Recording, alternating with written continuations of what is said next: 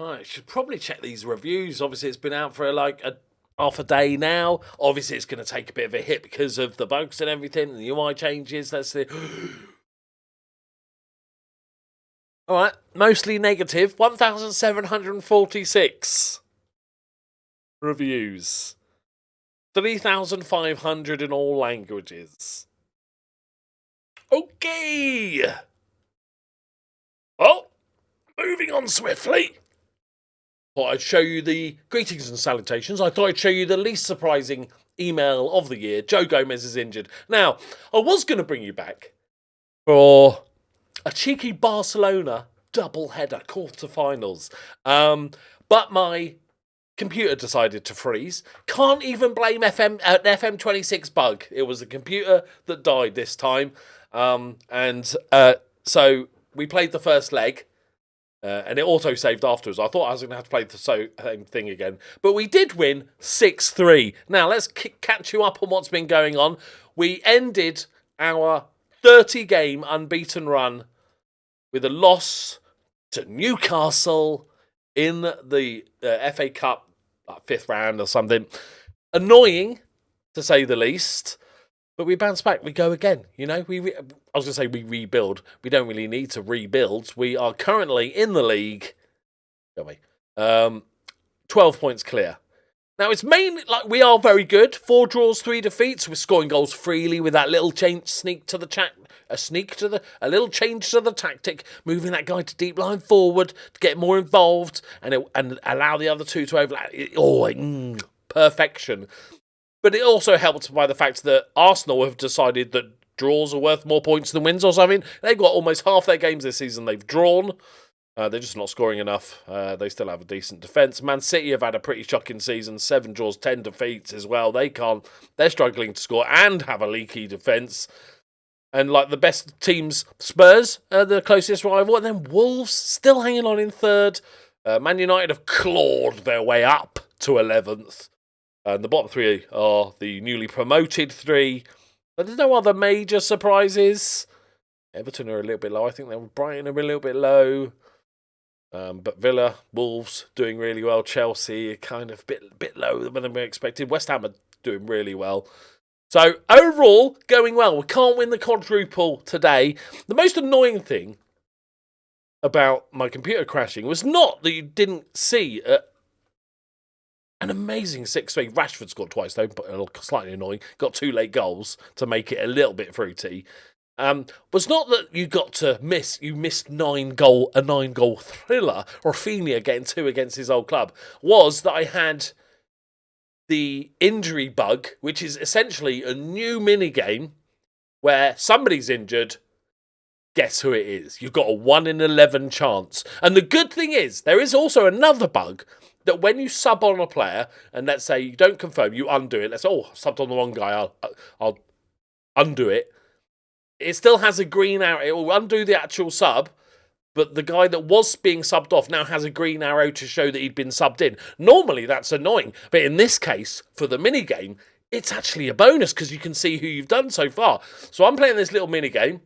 1 in 11 chance. That's bosh. Okay, so I'm going through. I'm getting a bit unlucky. I get to 8 players I think I've gone through. And then it suddenly dawns on me, and why didn't I pick this? I really let myself down, honestly, in this minigame. I thought the shaky one I was really good at, but I really let myself down because, of course, it's Joe Gomez. Why wasn't that my first choice of who might be injured out of your team? I'm angry at myself, and I respect you if you leave a dislike on this video because that, I'm not going to go pro at the bug esports, the FM bug esports, with performance like that. That is shocking. Of all the players, I have to randomly pick who might be injured.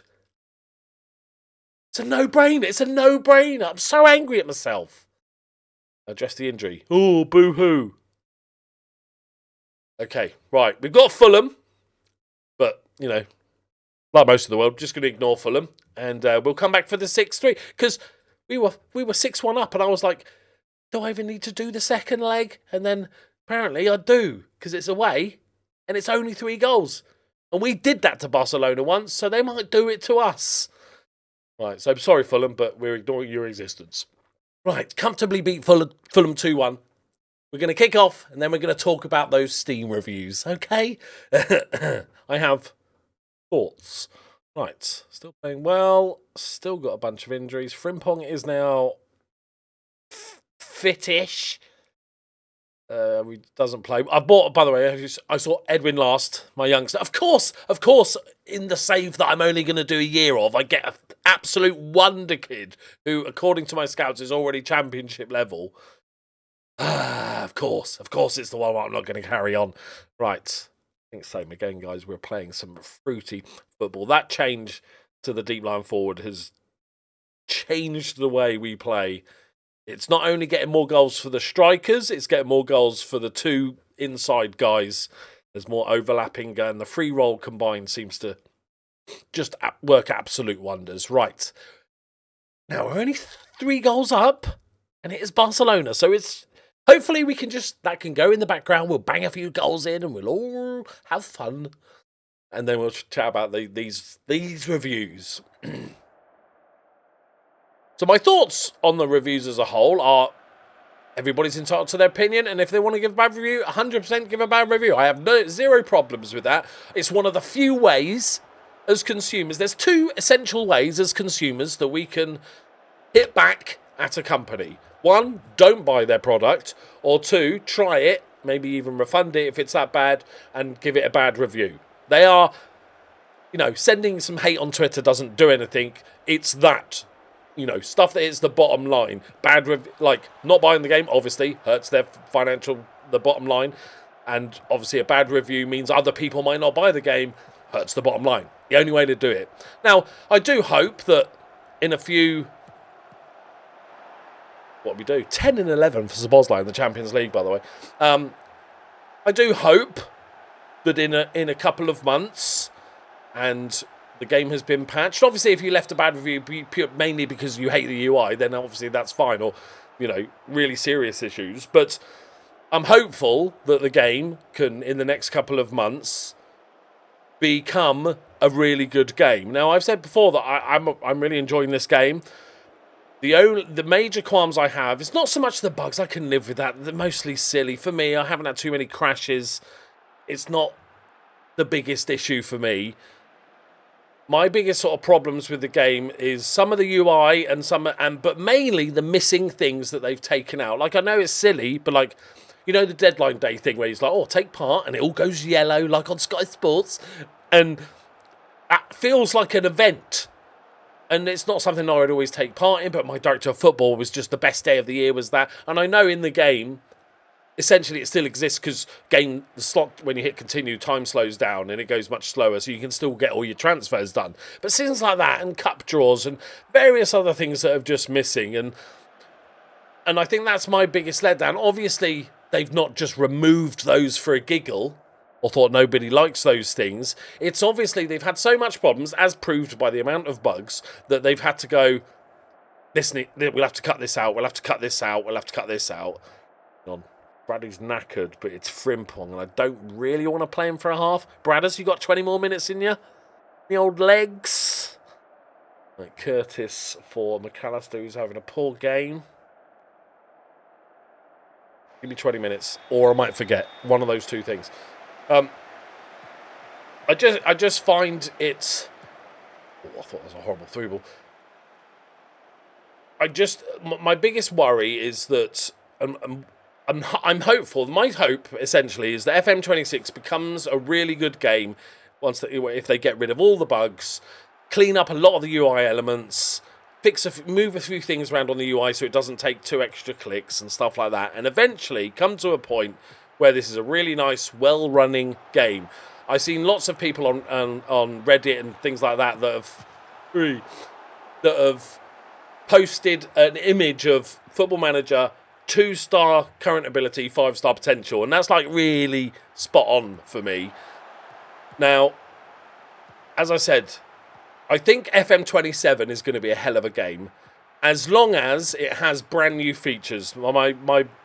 What would drive me insane is that, let's say, next year's releases, they are next year's brand new features are deadline day and cup draws and other things that are missing from the game entirely, and now they're reselling the same things. Much like international football, which they're bringing back licensed as a free update, those should just be footnotes on the new FM27. These things, we're bringing this thing back or improved this thing. Unless they rework it entirely, then they can call it a new feature. But stuff, you know, if they bring shouts back in an entirely different way and it's very different, then I'm all... oh, good save. Mamardashvili's having a stormer. So, I'm going to review, as I've said before, I'm going to review this FM, and I'm going to base it... I'm going to base it on the main live patch, not when it goes in beta tomorrow. When it goes live, that's when I'll begin my review process. Oh my word. Okay, lads, chill out a bit. Yeah, chill out a bit. And I will base my review on that, right? Because, you know, as annoying as this shit has been, like, I don't know why SI likes to shoot themselves in the foot and not have this a patch for a release. They would literally have been better off saving some of the patch from Friday or whenever it was before, the last patch or something, and just putting that today, just so there was something. It's just such bad PR and such a bad look for them. They just, oh, it's wild. But, yeah, so I totally, you know, I totally respect people leaving negative reviews. I'm going to wait for the patch, play a bunch more, see how much it fixes. We don't know how big this patch is going to be, and base my review off that. Replace who with Kanate? I love that. Replace with Kanate. With tired legs. We only got 5 minutes left. Kanate. We bring the youngster on. Yeah, go on. I brought him on in the 6-3. We did concede 2 goals straight after, but I don't think either were his fault. Right, last is in. If we immediately concede when he comes on, I might have to take him back off, just in case. But yeah, like, I totally get the reviews. It's sad, but it's the best way, as I said, for people to really show how they feel about the game to a SI that will actually react. Like I said, you know, saying shite on Twitter is, you know, and abusing people working for a company or calling for Miles's head. When unless you sit in the office and watch them for the last 2 years, you probably shouldn't be directly calling people out and stuff like that. It's that I find just horrible and weird and stuff like that. There's 2 things: you can be angry at the game, but you shouldn't be like, we don't know what's going on. We shouldn't be just calling for people's heads and stuff. Maybe it is his fault. Maybe it isn't. Bosh, that's 7-3. But, like, overall, I'm happy enough with the game, and I can see massive potential. They've messed up a lot. What a game. Ramping up for the end of the season. I can see we get Bayern Munich. Nice easy one. That's good. A Sporting beat Chelsea. Man City are through. Oh my God, the first leg must have been good. Only they could show that in the brackets or something. Just thought. You have to go in. 3-3 penalties. 5-4 in aggregate. Jesus. Come on. How do you lose against Real Madrid, you know?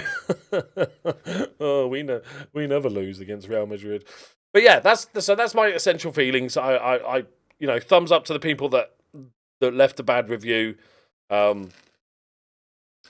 It's a good way. It's one of the few ways that you can actually affect a company that you're not happy with. So I'm not going to call out people that leave a negative review, but hopefully, unless you've obviously refunded it and maybe the UI is just not for you, and I sort of totally get that. Hopefully in a couple of months you'll go back to it and go, all right, you messed up, but you fixed a lot of the damage. I'll turn my review positive or whatever it is. Just like things like Cyberpunk and No Man's Sky. You know, No Man's Sky is one of the most bizarre examples of a video game. The guy... I'm going off on a tangent. You can finish now if you want. Small company decides to make this big game. The guy comes on to do all the PR stuff and over-promises this game. saying all these things that were going to be in the game and everything before release, and then it wasn't none of those things. It got absolutely ripped apart upon release. And ever since then, they've been releasing massive game-changing updates for free, to the point where now, whenever they do an update, you check on like socials and on YouTube comments and stuff, they're like, let me give you money. We'll pay for this. This is a DLC. Let us pay for this.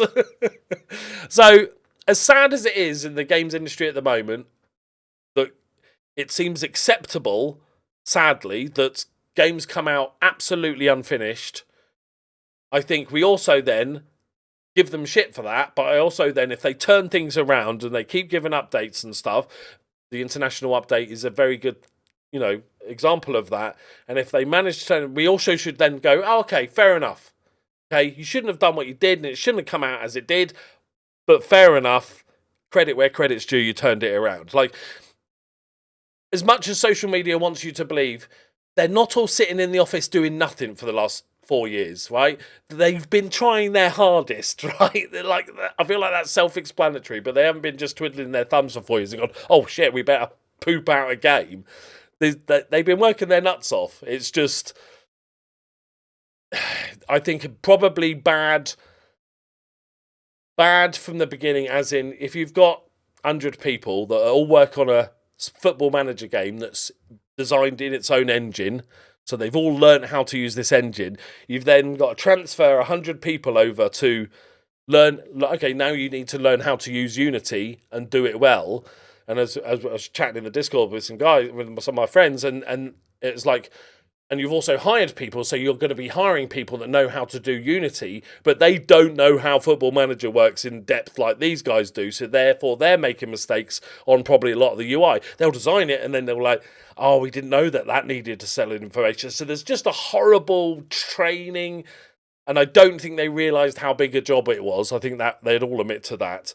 And I think now is the foundation of something that can be great. Remember, we all, every single year, the biggest feedback I ever got on my videos for every new FM was there was barely any change, right? We've all asked for various things to be improved, changed, fresh, and then we can't all complain that they then went and did it, because they can't design a UI that everybody loves. That would be literally impossible, because everybody has a different perfect UI in their mind. Everybody uses a game differently. It flows differently for everybody. So, I think the UI, if you take away all the stuff that doesn't really link together too well, and some of the paths that you have to go, the amount of clicks you have to go down, or a lot of the formatting errors and stuff like that, if you just put that aside for a moment, it's a good UI, but I can also see why some people, it just doesn't gel with some people. But like, that's just that personal preference. You're never going to please everybody, right? But anyway, thank you for all your reviews. I might even do a Steam review video? I think I might. I might treat myself, because it'll be funny, and it'll be like not lethargic, cathartic. That's the word. To have a bit of fun and see what some of the reviews are saying. I think it might be quite interesting. Right, there we go. We go marching on. I'm going to finish the season. I'm not going to put the beta patch on, because I like to play the game as the vast majority of people play it. And right now, and also I don't like to download, like I said before, the face packs and badges and renames and stuff during this period.